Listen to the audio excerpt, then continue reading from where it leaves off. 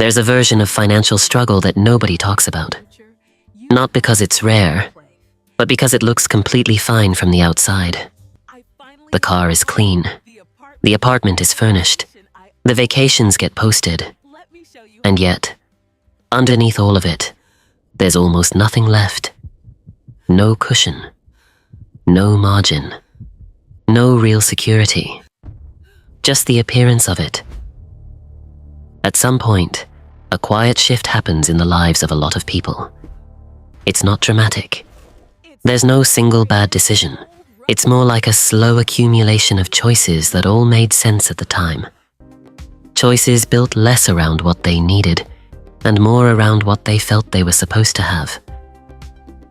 A newer car, because the old one was getting embarrassing. A nicer apartment, because the promotion felt like it deserved one. Better clothes, better restaurants, better everything.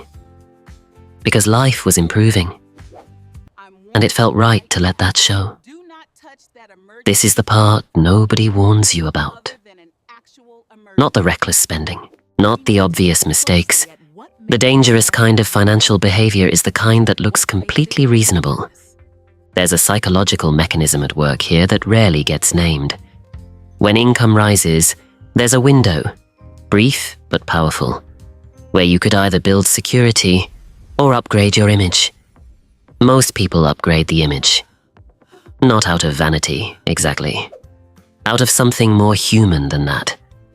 The feeling that you've earned it. The relief of finally being able to participate in a lifestyle you've watched others live. The social comfort of not looking like you're falling behind. But here's where the math starts working against you quietly. Every upgrade in lifestyle comes with a price that doesn't end at the purchase. A nicer apartment isn't just a higher rent. It's the neighborhood that shapes your social circle, which shapes your spending norms. A newer car isn't just a car payment. It's insurance, maintenance, and the invisible pressure to keep everything else in the same tier. Better clothes don't stay better for long. The level resets, and then you're maintaining a standard instead of choosing one. What you bought wasn't just a thing. You bought into a range of living, and that range now has a floor you feel you can't go below, without it feeling like failure. This is what financial pressure looks like for a lot of people who earn decent money.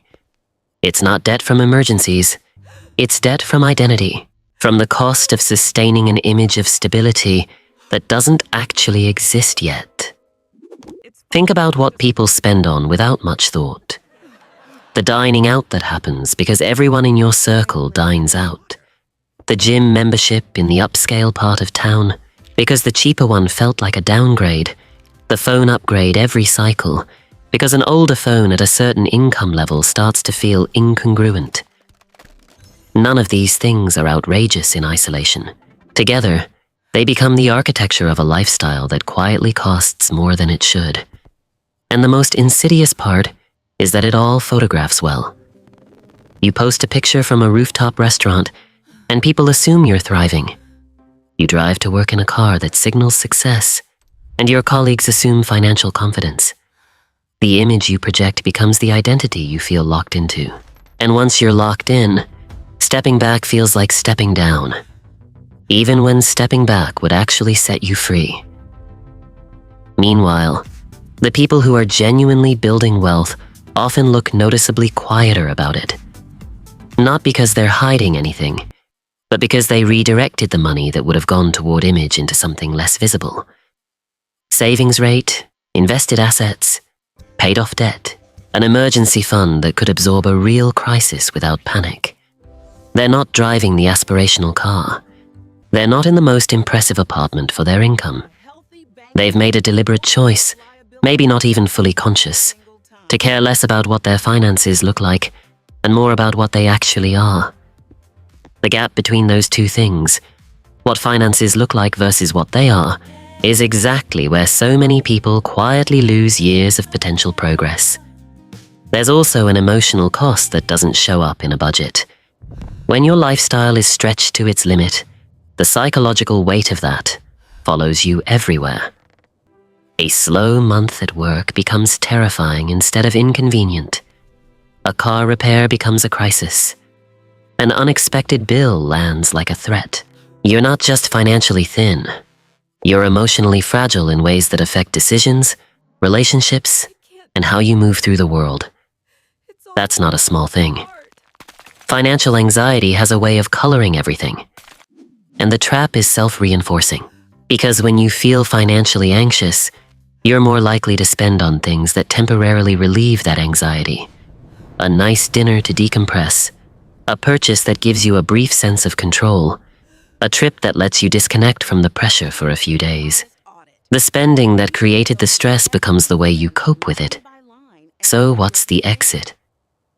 It starts with an honest audit, not of your income, but of your motives. Not every purchase, but a pattern of them. The question worth sitting with is simple. How much of what you spend each month is genuinely serving your life? And how much of it is serving the image of your life? Those are not the same thing. And once you start separating them, the answer can be uncomfortable. Because a lot of what gets labeled as deserved, or reasonable, or normal for my income level is really just the cost of performing a version of success for an audience that isn't watching as closely as you think. Real financial security doesn't announce itself. It doesn't need to. It shows up as calm during a layoff, as options when a bad situation presents itself, as the ability to make a major life decision without first checking whether your bank account will allow it. That kind of freedom doesn't look like much from the outside. And that's exactly the point. The people who have it stopped needing it to look like anything. The hidden cost of looking like you're doing well isn't just money. It's the margin you didn't build, the security you didn't create, and the version of financial freedom that kept getting pushed further away.